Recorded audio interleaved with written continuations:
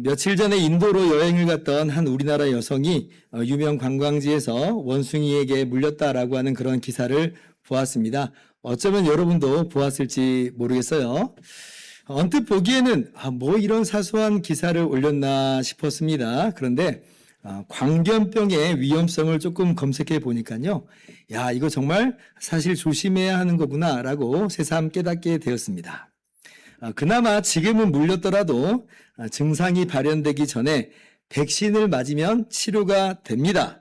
그런데 지금도 증상이 발현되고 나면 이 광견병의 치사율이 거의 100%라고 하더라고요. 무섭죠? 그런데 그 고마운 백신을 개발한 사람이 누구냐면요. 여러분도 한 번쯤 들어봤음직한 루이 파스테르입니다.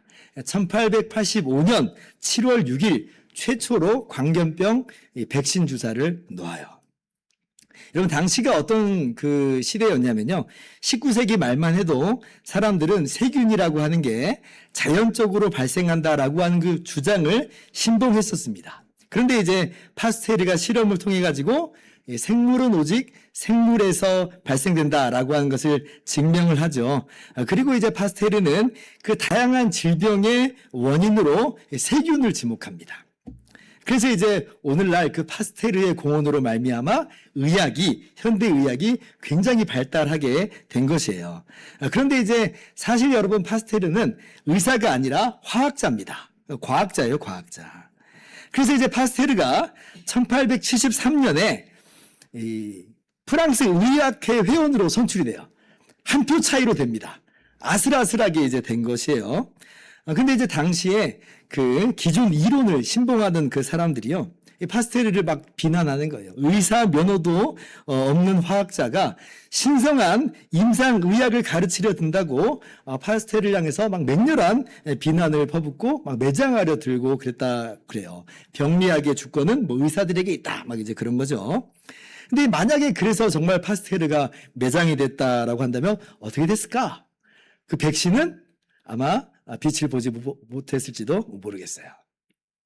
오늘 말씀 보니까 마치 그와 같이 예수님에 대해서 거칠게 반대하는 한 무리의 사람들이 있었음을 우리가 오늘 말씀에서 발견하게 됩니다.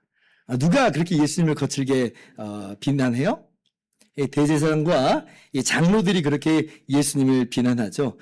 너가 무슨 권위로 이런 일을 하느냐? 그렇게 따지고 든 것이에요. 우리가 지난주에 살펴보았듯이 마태복음 21장 12절에 예수님께서 드디어 예루살렘으로 입성을 하시죠. 그리고 성전에서 매매하는 사람들 다 쫓아내십니다. 환전상들의 상도 막 다 뒤집어 엎으셨죠.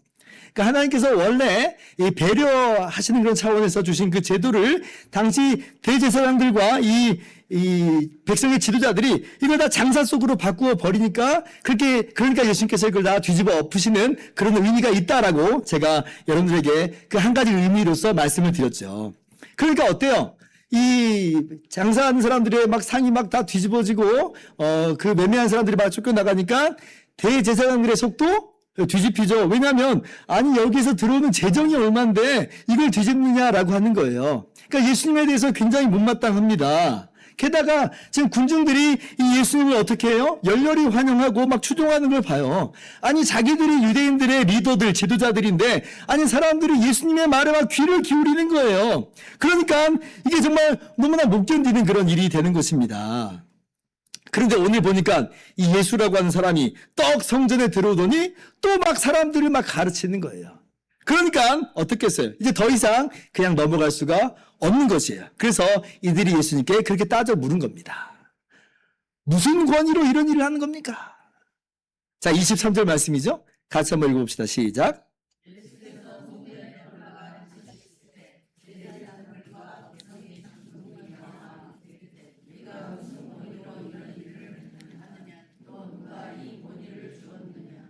내가 무슨 권위로 이런 일을 하느냐? 자, 원문을 보면 이런 일들이라고 이렇게 기록이 되어 있어요. 이제 그렇게 보면 예수님께서 성전을 정결하게 하신 그 사건, 그리고 지금 이 성전에서 가르치고 있는 이 일 모두를 일컬어서 그렇게 말씀하시는 것으로 우리가 알 수가 있겠죠. 근데 네가 무슨 권위로 이런 일을 하느냐는 거예요. 한마디로 예수님에게 뭘 따져 묻는 거예요? 예수님의 자격, 예수님의 조건 따지고 있어요. 왜냐하면 예수님이 제사장이에요? 아니잖아요. 예수님이 권력자도 아니에요. 이 사람들이 알기에는 예수님은 어떤 정규 랍비 교육도 받지 않았어요. 그저 갈릴리 촌 동네에서 온 시골 청년에 불과한 것인데, 그런데 지금 이런 일을 감히 행하다니 이건 너무 주제 넘은 그런 짓이라라고 하는 거예요. 그동안은 그래도 참고 보아 넘어갔는데, 그러나 이제는 더 이상 참을 수가 없다. 당신이 도대체 뭔데 이런 짓을 하는 거요? 라고 이제 정면으로 예수님을 공격하고 나서는 겁니다. 그러니까 예수님의 진정한 권위를 알지 못하는 것이고, 아니 알고 싶지도 않은 것이에요. 그러면 이제 이들은 어떤 대답을 예상을 했을까? 물어봤으니까 이제 답이 돌아올 거 아니에요? 예수님께서 어떻게 대답할 거라고 그렇게 예상을 했을까? 한번 생각을 해본다면, 아마 예수님이 이렇게 대답할 거라 이렇게 하는 반응을 예측할 수 있었을 것 같아요. 하나님 아버지께서 내게 이런 권위를 주셨다. 그래서 내가 이런 일을 한다. 그렇게 예수님이 말씀하실 수 있겠잖아요. 그러면 이제 아마 이렇게 따지고 들었을 거예요. 예수님께 한번 증거대보라고! 그렇게 따지고 들면서 하나님을 참칭했다고 신성 모독자로 그렇게 몰고 가려고 했을 가능성이 있겠습니다. 왜냐하면 이 짐승 매매 제도라고 하는 것은 지난주에도 우리가 살펴보았듯이 구약 성경에서 하나님께서 말씀하신 그런 합법적인 제도인 것인데, 근데 예수님이 하나님의 권위로 이런 일을 한다. 그러면 이게 말이 안 맞는 말이 안 맞는 소리가 되잖아요. 그러니까 이 하나님을 참칭한 자로서 신성 모독자라 이렇게 공격을 했을 확률이 있습니다. 만약에 예수님께서 아무런 권세를 준 사람이 에겐 없지만 그러나 나는 올바른 일을 한 거다 라고 대답을 하신다면, 그러면 어땠을까?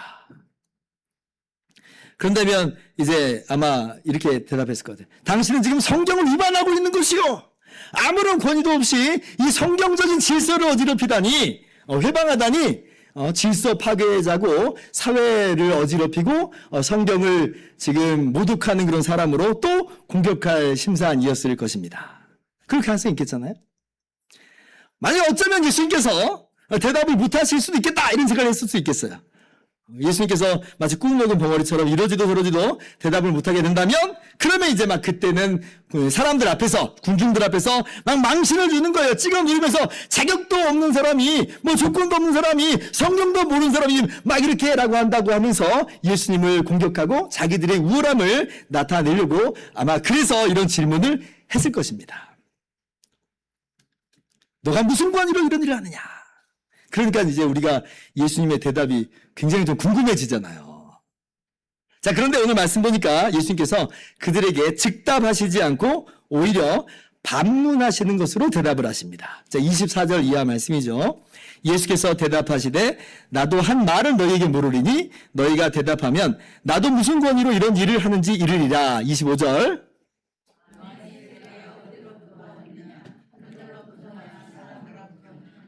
예수님께서 오히려 반문하시죠.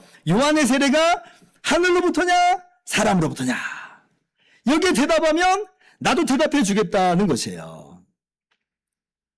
언뜻 보이기에는 예수님께서 굉장히 지금 대답하기 곤란한 상황이신데 마찬가지의 곤란한 그런 질문을 던지시면서 위기를 모면하시는 그런 것으로만 보입니다만은, 그런데 이 내용은 그렇게 단순하지만은 않습니다.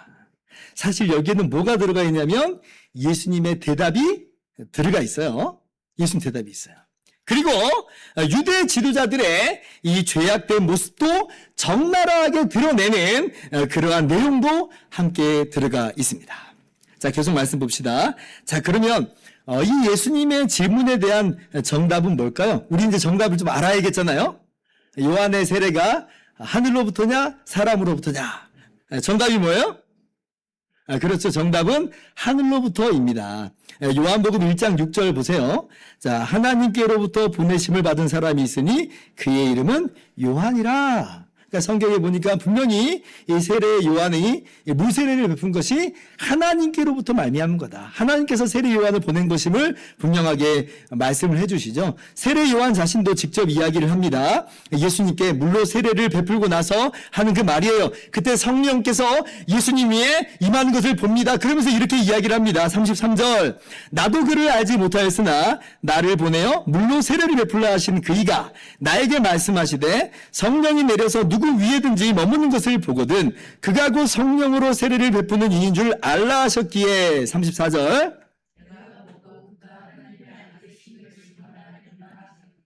자 세례 요한이 뭐라고 말해요? 나를 보내어 물로 세례를 베풀라 하신 분이 있다는 거예요. 내가 임의로 내 마음대로 그렇게 물로 세례를 주는 것이 아니라라는 것입니다. 하나님께서 나를 보내셨다. 물로 세례를 베푸는 것은 하나님께서 명하신 바다라고 하는 거예요. 그래서 세례 요한의 세례는 어디로부터요? 하늘로부터예요. 하나님께로부터입니다. 그래서 당시에 이제 일반 사람들은 거의 대부분 이 세례 요한을 하나님께로부터 오신 사람이다. 선지자다. 그렇게 알고 있었어요. 그런데 이렇게 쉬운 대답이, 이렇게 분명한 대답이 오늘 이 대제사장들과 장로들에게는 큰 딜레마가 되었습니다. 어려운 대답이 됐어요. 왜냐? 25절 보니까 자신들이 하늘로부터입니다 라고 예수님의 질문에 대답을 하면 그러면서 이게 어떻게 되는 거예요? 그러면 이제 예수님께서 어찌하여 그를 믿지 아니하였느냐 라고 분명히 그렇게 말할 거란 말이에요. 근데 이 말의 의미가 뭐냐면요, 단순히 왜 그러면 세례 요한을 안 믿었느냐 라고 하는 그런 내용만 있는 게 아니라 아까 세례 요한이 예수님에 대해서 뭐라고 증언했어요? 요한복음 1장 34절에 하나님의 아들임을 내가 보고 증언했다 그랬죠? 그러니까 세례 요한의 증언은 뭐예요? 예수님은 하나님의 아들이라고 하는 거예요. 그러면 세례 요한을 어찌하여 믿지 않았느냐? 세례 요한을 믿었어야만 됐다 라고 하는 말은 무슨 말이에요? 예수님이 하나님의 아들이라고 말했던 세례 요한의 증언을 어찌하여 믿지 않았느냐 라고 하는 말이 되는 거예요. 세례 요한의 세례가 하늘로부터 이미 분명하다면 예수님 당신께서는 하나님께로부터 오신 분, 하나님의 아들임을 너희가 알아야 될 것이다. 그러니까 예수님의 대답이 있어요, 없어요? 있었던 거예요. 너가 무슨 권위로 이런 일을 하느냐라고 할 때 예수님의 대답은 사실 들어가 있는 겁니다. 세례 요한의 세례가 하늘로부터임을 너희가 알지 않느냐. 그 세례 요한이 내게 대해서 증언했다. 하나님의 아들이다. 그렇다면 예수님은 하나님의 아들의 권위로서 바로 이러한 일들을 하는 것이다 라고 이야기하신 것이죠. 그러니까 이제 이 대제사장들이 뻔히 그런 도식이 나오는데 세례 요한의 세례가 하늘로부터라고 이렇게 대답하겠어요? 그렇게 말할 수가 없죠. 그렇게 말하면 예수님의 권위를 인정한 꼴이 되니까요. 그리고 사실은 이 대제사장들은 세례 요한이 또 하늘로부터 왔다라고는 생각하지 않았습니다. 예수님을 못마땅하게 생각하는 것 이전에 이미 세례 요한에 대해서도 못마땅하게 그렇게 생각을 해왔던 사람들이에요. 자, 그러면 자기들이 정말 취하는 태도, 자기들의 정말 속마음은 뭐예요? 사람으로부터다예요. 세례 요한의 세례는 하늘로부터가 아니라 사람으로부터라고 이 사람들은 분명히 확고부동하게 생각을 하고 있는 겁니다. 자, 그러면 예수님께 어떻게 대답하면 되겠어요? 사람으로부터입니다 라고 대답하면 되겠잖아요. 그런데 그렇게 말하기에도 또 너무 부담스러워요. 왜요? 26절 보니까 지금 모든 백성들이 세례 요한을 선지자다라고 여기는데 근데 자기들이 사람으로부터입니다 라고 말하면 이거 어쩌자는 거예요. 백성들하고는 척을 지자는 이야기가 되는 거죠. 지금 자기들이 백성들의 지도자인데 근데 이 백성들의 인기를 한순간에 다 잃어버릴 그런 이야기가 돼버리는 것이고 자기들이 어떤 지도력이나 영향력에 심각한 타격을 받는 거예요. 자기들의 어떤 유익이 깨지는 그런 상황이 발생하게 되는 것이에요. 그죠? 근데 이제 사람이 그래도 자기가 정말 그게 맞다 그러면 어떻게 해야 돼요? 그러든지 저러든지 간에 사람으로부터입니다 라고 말을 해야 되겠죠. 지조 있게. 그래야 될 텐데 그러나 그렇게 말하지 못합니다. 왜냐하면 시선이 의식되거든요. 결국 지금 이 대제사장들과 장로들에게 이 진리보다도 중요한 게 있는 거예요. 자기가 옳다 하는 것보다도 중요한 게 있어요. 뭐예요? 자기의 유익, 자기의 이익, 이런 것들이 더 중요한 것으로서, 더 중요한 가치로서 작동을 하고 있는 거예요. 내가 더 중요해요. 진리가 무엇인지는 상관없어요. 자기가 옳다 하는 바대로 그래서 행하지도 않아요. 나에게 유익이 되는 대로 그렇게 시선을 의식하면서 행동하는 것이 오늘 이 대제사장과 장로들의 모습인 것이에요. 그래서 나온 대답이 뭐예요? 27절에 진리는 무엇이 옳은지는 내가 무엇이 진리라고 생각하는지는 중요하지 않아요. 오직 나의 이익만 중요해요. 그래서 나온 대답은 우리가 알지 못하니이다. 굉장히 좀 비겁한 그런 대답을 하죠. 그래서 오늘 예수님께서는 그들에게 반문하시는 것으로 주님의 권위가 어디로부터인지를 사실 말씀하심과 더불어서, 그리고 사실 인간이 얼마나 죄악과 더러움과 부패함에 있는지를 명확하게 보여주세요.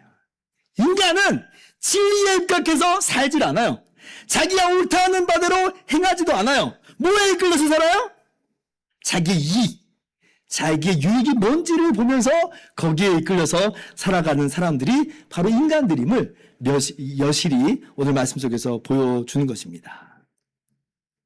그러니까 예수님의 십자가 사건을 보면 계속해서 진리는 상관없이 사는, 진리가 무엇인지는 중요하지 않고 나의 이익을 쫓아서 살아가는 이 사람, 인간 군상들의 모습이 여기저기서 보입니다. 대표적으로 누가 그랬어요 또? 로마 총독인 빌라도 역시 그랬죠.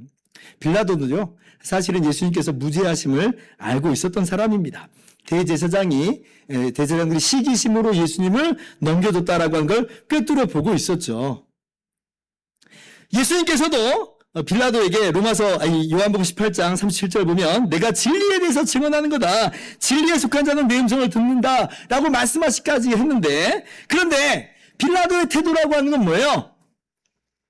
진리가 무엇이냐? 진리가 무엇이냐? 진리는 내 알 바 아니라는 거예요. 진리가 뭐가 중요해? 라고 하는 입장이에요. 결국 이러한 빌라도의 이 행동의 결과라는 건 그래서 뭐예요? 예수님의 십자가에 못 박으라고 하는 이 군중들의 함성에 굴복하여서 무죄하신 예수님을, 무죄한 줄 뻔히 알면서도 예수님을 석방하는 것이 옳은지를 뻔히 알면서도 그러나 예수님을 십자가에 못 박는 쪽으로 그렇게 행동하고 맙니다. 진리를 따르지 않는 거죠. 옳은 바대로 행하지 않는 것이에요. 철저하게 자신의 이익을 따라서 행하는 사람이었다. 바로 그 손에 예수님께서 십자가에 못 박혀 죽으신 거예요. 예수님께서 예루살렘에 입성하실 때에 호산나 그렇게 외치면서 뒤따르던 사람들도 마찬가지의 모습이라고 제가 말씀을 드렸죠. 예수님을 메시아로 알고 이제 구원하소서 찬양하면서 따랐지만 결국 자기들의 입맛에 맞는 메시아를 구한 것뿐이에요. 나에게 유익이 되는 그런 메시아만 구한 겁니다. 그래서 빌라도 법정에 서 있는 그 초라해 보이는 예수님을 보았을 때는 그러한 메시아는 자기들한테 유익이 되지도 않고 이익이 되지도 않고 별로 좋아 보이지 않아 보이는 거예요. 그래서 오히려 빌라도 법정에 서 있는 예수님을 십자가에 못 박으라고, 그런 메시아는 필요 없다고 침묵하든지 내지는 돌변하는 모습으로 그렇게 나아갔던 것입니다. 한마디로 무엇이 옳은지, 진리가 무엇인지는 관심이 없는 것이고 당장 자기의 삶과 자신의 모습과 자기 이익에만 온통 관심이 쏠려 있는 것이죠. 그렇다면 우리들은 과연 어떤가? 우리가 우리 스스로 모습을 돌아볼 필요가 있습니다. 이러한 모습이 우리의 모습과는 다른 모습인가? 어쩌면 우리의 모습도 자기가 지극히 중심이 된 그러한 모습으로 살아가고 있는 것은 아닌가? 진리가 무엇인지, 무엇이 옳은지는 관심이 없고 나의 이익이 무엇인지만 우리가 골몰해 있는 그런 모습은 아닌가라고 하는 것이에요. 진정한 권위에 그래서 굴복하기보다는 나의 유익을 쫓아서 나의 모든 삶을 가져가는 모습으로 우리가 살아가고 있는 것은 아닌가. 가령 하나님의 권위가 있습니다. 하나님의 말씀이 있어요. 그러나 그것이 나에게 손해가 되는 것처럼 보인다면 과연 우리는 얼마만큼 하나님 말씀에 순종하면서 살아가는가? 하나님의 권위를 인정하고 하나님 말씀에 순종하면서 살아가는가? 우리 스스로를 돌아볼 필요가 있는 것이죠. 여러분, 이것이 바로 인간의 아주 고질적인 죄악 중에 하나입니다. 사실 아담의 그 타락에서부터 이 모습이 여실히 나타나 보여 있었죠. 선악을 알게 하는 나무 열매를 먹으면 정령 죽으리라 하신 진리가 있어요. 하나님 말씀에 순종해야 된다는 그 진리가 있습니다. 그러나 그 진리를 외면해요. 당장 보기에 먹음직하고 보암직하고 자기를 지혜롭게 할 만큼 탐스럽게 보이니까 그것이 한마디로 내게 더 이익이 되는 것처럼 보이니까 덥석 그 선악과를 잡아먹는 거예요. 하나님께서 선악의 기준이 된다라고 하는 그 사실은 부정하고 내가 선악의 기준이 된다라고 하는 마치 자신이 그래서 하나님이 된다라고 하는 그 사실이 너무나 달콤해 보이니까 그러니까 하나님의 권위를 제거해버리고 자신이 신이 되고 기준이 되는 그러한 모습으로서 선악과를 따먹고 만 겁니다. 진리를 내버리는 거죠. 창조주 하나님의 참되시고 선한 권위에 대한 반역입니다. 근데 우리의 모습이 바로 이 아담의 모습과 무슨 차이가 있느냐는 거예요. 오늘 대제사장들의 모습과는 무슨 차이가 있는 것이며 빌라도의 모습과는 무슨 차이가 있는 것이며 호산나 뒤따랐던 그 사람들의 모습과 우리의 모습 무슨 차이가 있는 것이냐. C.S. 루이스는 이렇게 이야기합니다. 오늘날 우리는 예수님을 피고 속에 세우는 우리가 재판장 된 모습으로 살아가는 사람들과도 같다. 오늘 대제사장들이 빌라도가 군중들이 바로 그렇게 재판장이 됐잖아요. 예수님을 피고 속에 세우고 자신들의 이익에 따라서 예수님을 재단합니다. 그래서 나의 입맛에 맞지 않으면 예수님을 가차없이 저버리는 모습을 갖는 것이에요. 과연 나는 예수님을 피고석에 세우는 그런 모습으로 살아가는 것은 아닌가? 다른 말로는 내가 주인되고 내가 중심되고 내가 기준이 되는 철저하게 나의 이익을 따라서 살아가는 그런 모습으로 우리가 나아가고 있는 것은 아닌가라고 하는 것을 우리가 오늘 말씀 속에서 발견해야 됩니다. 그렇다면 오늘 우리는 말씀 속에서 어떻게 이 말씀을 우리 가운데 적용하면서 나아가야 될까요?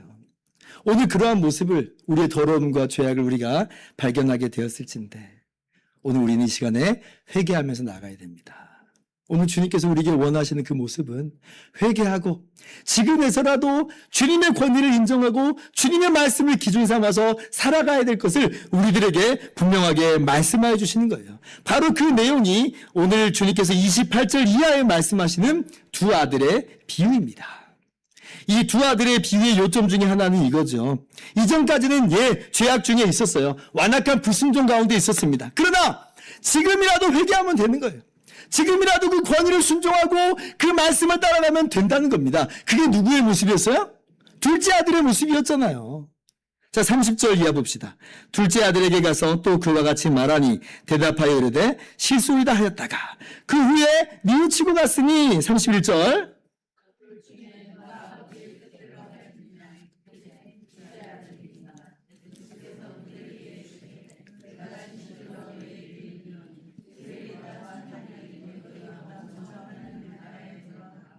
아멘. 둘째 아들이 완악했죠. 불순종했죠. 자기 멋대로, 자기 마음대로 살았어요. 그러나 그 뒤에 깨달았어요. 그리고 회개합니다. 뉘우치고 그리고 권위를 순종하고 말씀을 순종하면서 변화된 모습으로 보였지요. 오늘 어떻게 보면 완악한 대제사장들, 주님의 권위를 부정하고 주의 말씀을 따르지 않는 그 제사장들에게 주께서 말씀하시는 것과도 같아요. 지금이라도 예수님의 권위를 인정하면, 지금이라도 예수님의 말씀에 귀를 기울이면, 그러면 하나님 나라에 들어간다는 거예요. 이미 그렇게 자기들의 죄를 회개하면서 주님께로 나온 창기들과 세리들이 그렇게 구원을 받았어요.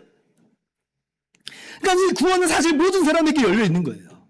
그러나 이 대제사장들은 어떻습니까? 끝까지 자기들의 완악함을 회개하지 않고 주님의 권위를 인정하지 않고 오히려 주님을 반대하는 쪽으로 돌아섰죠. 그래서 이어지는 악한 포도원 농부의 비유 속에서 주님께서는 그들에게 심판을 명하십니다. 자, 43절 말씀이죠. 같이 한번 읽어봅시다. 시작.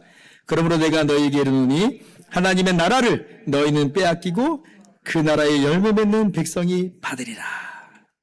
하나님의 나라를 너희는 빼앗기게 될 것이다.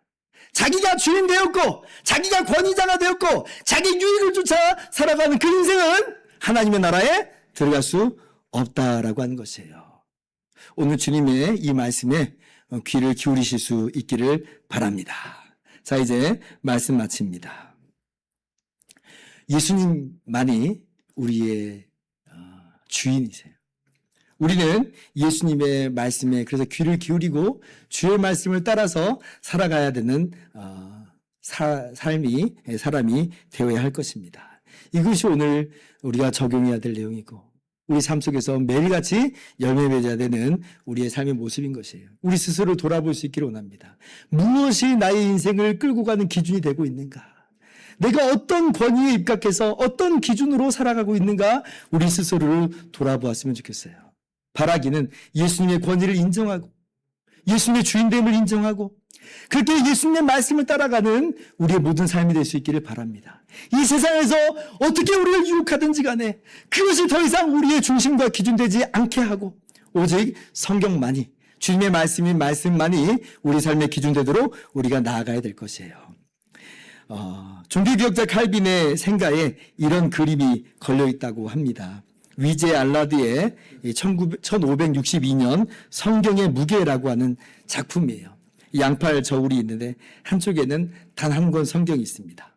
다른 한쪽에는 교황의 관도 있고 소위 베드로의 열쇠도 있고 교회 각종 법전들이 잔뜩 올려져 있어요. 그러나 무게는 어디로 기울어져 있어요? 성경으로 기울어져 있어요. 막 수도사들이 올라가다 보고 또 사단 마귀가 속임수로 끌어내려 보려고 하지만 꿈쩍하지 않아요. 이게 무슨 얘기예요? 다른 모든 화려하고 그럴듯해 보이는 권위들이 있지만 그래서 우리를 끊임없이 유혹하고 미혹하지만 그러나 우리는 철저하게 성경의 권위, 하나님의 말씀의 기준 안에 우리가 서야 됨을 분명하게 우리 가운데 교훈하는 그런 작품인 것입니다. 오직 성경이라고 하는 종교개혁의 중요 주제를 우리에게 잘 표현해주고 있는 것이죠. 우리의 모습을 오늘 여기에 넣어볼 수 있기를 바랍니다. 다른 모든 것들은 주님과 주님의 말씀에 비추어 볼 때는 깃털보다 가벼운 것에 불과합니다. 우리가 거기에 현혹되어서는 안 될 것이에요. 마치 그것이 더 중요하고 그것이 더 무겁고 그것이 더 나에게 유익이 된다라고 우리가 그쪽을 따라가서는 절대로 안 될 것입니다. 오늘 주님께서 주님의 권위를 분명하게 말씀하여 주세요. 하나님께로부터 오신 그러한 아들로서의 권위로서 우리에게 말씀하시는 것을 기억하면서 우리가 참으로 예수님의 주인됨을 인정하고 그 권위를 순종하고 주의 말씀을 따라가면서 아름다운 열매 맺는 복된 신앙인의 삶을 살아가실 수 있는 저와 여러분 될 수 있기를 주님의 이름으로 축원합니다.